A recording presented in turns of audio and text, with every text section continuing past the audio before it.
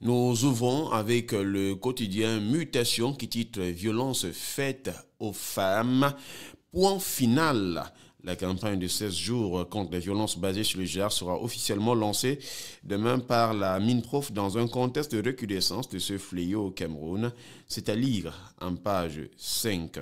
Et puis en pied de page de ce journal, dans un encart, on ne peut pas manquer de le dire, congrès suspendu, Cabral Libi crie à l'acharnement. C'est en page 8, le congrès du PCRN qui avait été annoncé, qui est suspendu.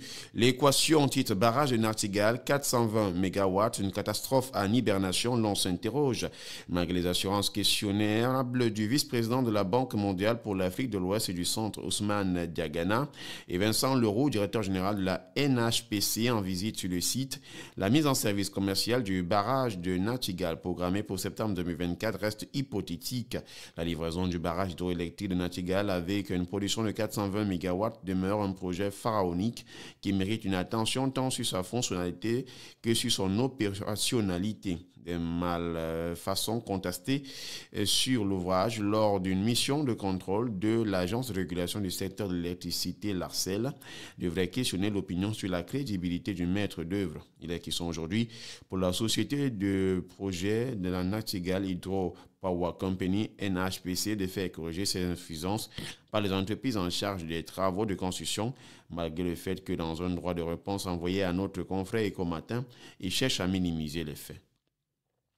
Mais Omé Salah Hebdo est en queue ce matin et titre dette due aux enseignants. Paul Biya nettoie l'ardoise en 2024. Sur une enveloppe de 193 milliards de francs prévus pour apurer la dette salariale, 96 milliards de francs seront payés aux seigneurs de la craie, soit 49,7%. Cette cagnotte s'ajoutera aux 100 milliards de francs versés entre mars 2022 et octobre 2023 pour améliorer leurs conditions de vie et de travail.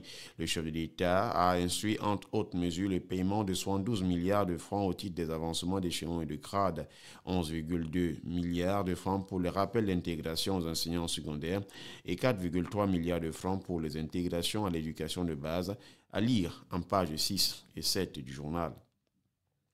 Lady News, en kiosque titre Violence basée sur le genre, 16 jours d'activisme et d'intense sensibilisation annoncés. Le ministère de la Promotion de la Femme et de la Famille pourra compter sur la présidente de l'Association camerounaise d'aide, de l'hygiène et de l'insertion des jeunes dans les collectivités à Kajajech.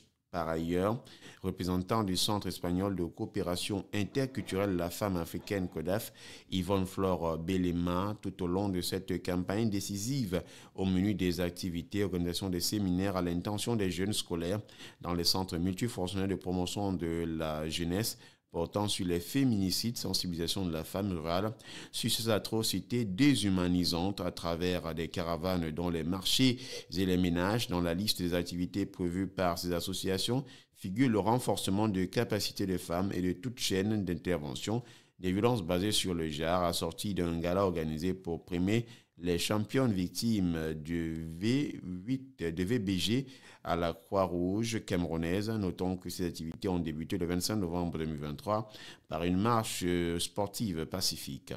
Le Zénith en kiosque fin d'année, Yaoundé sur chaise roulante, trahissant l'incompétence notoire de certaines autorités municipales et gouvernementales et dans une large mesure responsable de la situation chaotique de la capitale camerounaise nauséeuse et nauséabonde. La dégradation avancée de ces routes sélectionnées par endroits est transformée pour la plupart et les garages et les potoirs des épaves plongent dans la consternation des populations, à lire en page 3. Le soir Hebdo, titre hold-up financier, le DG du Néo veut escroquer 160 milliards à l'État du Cameroun au terme de 10 ans de services exécrables rendus au Cameroun. Energy Cameroun et Néo, avec la complicité de certains Camerounais, demandent 160 milliards à l'État du Cameroun, renversant avant son départ Néo qui, dans son déploiement, a atteint le seuil de l'incapable, de l'inacceptable, tant ainsi un énième passage en force qui ne marchera pas, décryptage en page 3. Direct Info en kiosque titre modernisation de la ville de Yaoundé, objectif 2024. Plusieurs grands projets structurants financés par les bailleurs de fonds transformeront la ville de Yaoundé en un vaste chantier dès janvier 2024. Sans détour, titre également sur le hold-up financier des néo, 160 milliards de francs CFA, de prétendues dettes du Cameroun, de scandale de trop.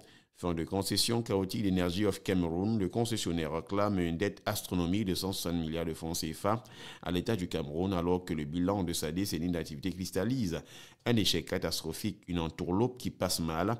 Les parlementaires demandent une contre-expertise sur les contours et la réalité de cette enveloppe vraisemblablement tissée de fil blanc avec la complicité de quelques pontes du régime qui en espèrent des rétrocommissions évaluées à près de 40% selon des indiscrétions puisées à bonne source, à lire en page 3. L'Indépendant en kiosque ce matin, titre Assemblée nationale, André Noël Essian, nommé secrétaire général de la Chambre basse du Parlement dans une confusion totale, signe de déclin du côté donc de cette Assemblée nationale, à lire en page 5 et 7 du journal Écho du Parlement. Petite gestion de crise, l'Assemblée nationale sur le chemin de la normalisation, à lire en page 2 du journal. Ambition en cours ce matin, l'hebdomadaire d'information générale, titre Éco-tourisme à Kribin.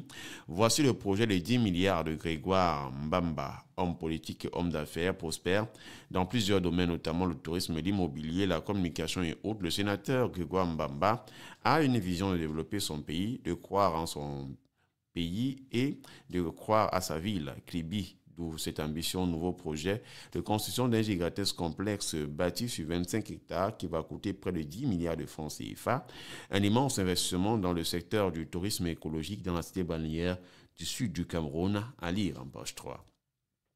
Éco Matin, ce matin, titre le groupe Orange, c'est qu'il faut retenir la visite de Christelle Heidemann du 23 au 24 novembre. Christelle Heidemann, la directrice générale du groupe Orange, a séjourné au Cameroun. Sa première visite en terre camerounaise depuis sa nomination en avril 2022 lui a permis d'échanger avec les autorités camerounaises sur le nombre des enjeux, mais aussi de procéder au lancement d'une super application baptisée MaxHit.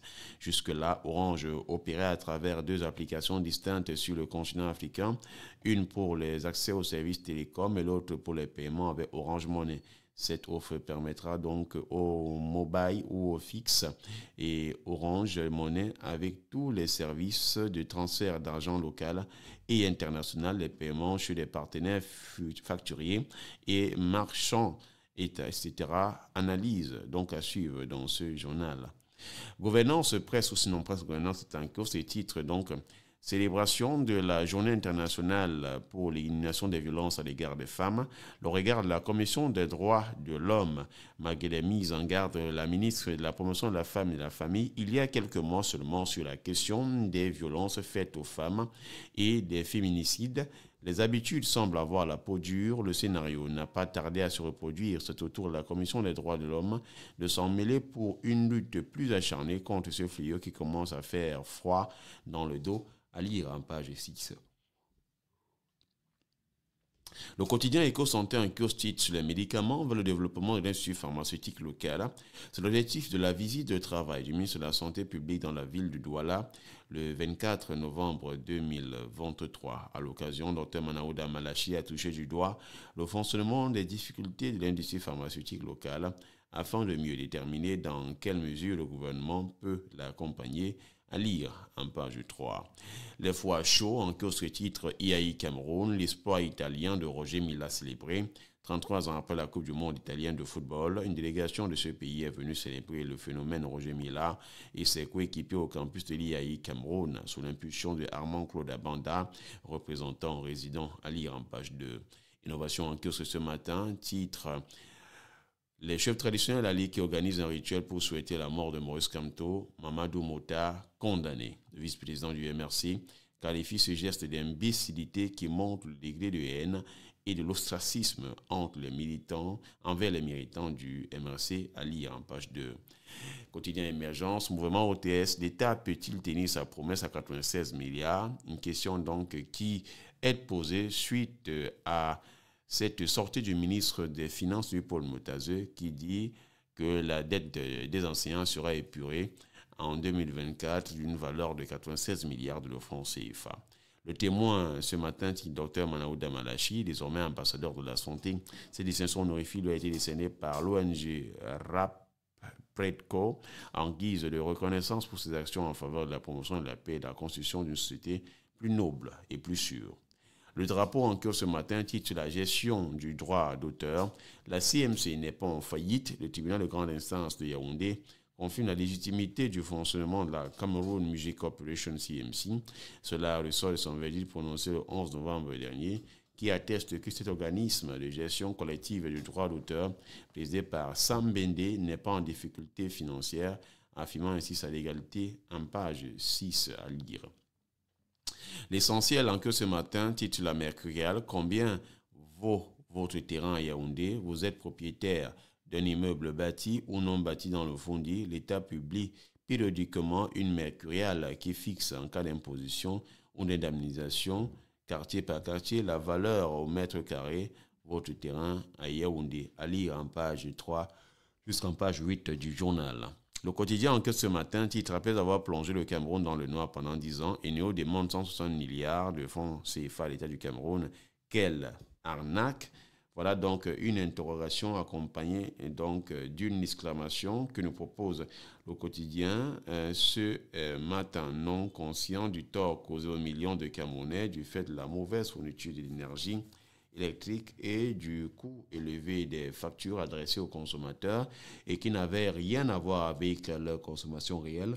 Le top management des NEO dans l'optique d'anarquer 160 milliards de francs CFA qu'il réclame à l'État du Cameroun, qu'il a failli plonger dans le chaos insurrectionnel de la part de la mauvaise qualité du service offert à ses clients, alimente via certains médias internationaux une campagne absurde visant à contraindre le pays de Paul Biya a reversé à Eneo ce faramineux montant. Une action surprenante lorsqu'on sait de sa décennie passée du Cameroun. Eneo n'a point investi sur un dépit de milliards de francs CFA spoliés tant à l'État du Cameroun qu'aux milliers d'abonnés.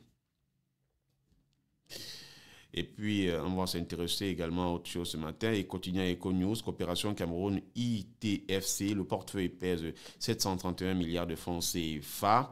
Le volume financement annuel accordé au Cameroun par la Société internationale islamique pour le financement du commerce ITFC progresse de 92 milliards de francs CFA en 15 ans. Une délégation de cette institution vient de réaffirmer au ministre de l'économie et souhaite diversifier ses domaines d'intervention décryptage. En page 4 du journal, défi actuel en cours titre la notation financière Fitch Ratings projette une croissance de 4,1% du PIB en 2024. Et maintenant, la dette du Cameroun à B, l'agence de notation américaine annonce de bonnes perspectives économiques pour le Cameroun avec une diminution de la dette publique ainsi qu'une baisse de l'inflation à 5% est à lire en page 3 du journal. L'œil du Sahel titre Ndok Mayoré, un villageois tué par un Dogari, c'est à lire en page 5 du journal. Le quotidien de l'économie nous plonge au cœur de Yaoundé, voirie urbaine de Yaoundé. Les travaux d'urgence n'ont pas toujours démarré. Ils ont pourtant été instruits par Joseph Dion-Goté, Premier ministre, il y a un mois. La circulation demeure difficile dans la cité capitale. Et puis l'autre journal, c'est le quotidien Le Jour qui titre les dessous de l'affaire de 10 000 tonnes de riz déchargées au port de Kribi. Avanti Cameroun assure du respect intégral de la procédure d'importation de ces denrées de consommation sur la plateforme portuaire prenant le contre-pied du préfet de l'Océan qui soupçonne une cargaison impropre à la consommation. Notre enquête en page 2, info majeure, revient encore sur les violences faites aux femmes au Cameroun. Elles endurent les viols collectifs, le harcèlement, les mutilations ou les décès sont les coups de conjoints. Les mariages précoces sont devenus monnaie courante. Les contingences culturelles et religieuses continuent de faire leur ravage. Chaque jour, l'actualité est marquée par un nouveau scandale dans lequel une femme a été soit dénudée, soit rouée de coups par son conjoint, soit violée individuellement ou collectivement. Dans le même temps, le cadre légal peu répressif sur la question des violences est resté le même. La journée internationale pour l'élimination de la violence à l'égard des femmes et des filles le 25 novembre 2023 s'affirme comme une interpellation collective.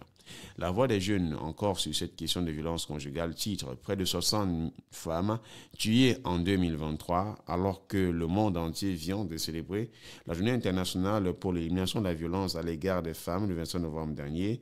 Au Cameroun, on dénombre environ 60 femmes tuées en 2023 suite aux violences conjugales, un chiffre alarmant qui interpelle, à lire en page 3. Intégration, et nous sortons par là, violence faite aux femmes encore. Stop Souligne donc le journal ce matin. Enjeu colossal, défi énorme et perspectives ouvertes en Afrique centrale. C'est à lire en page 8 et 12 du journal. Voilà donc ce que nous pouvions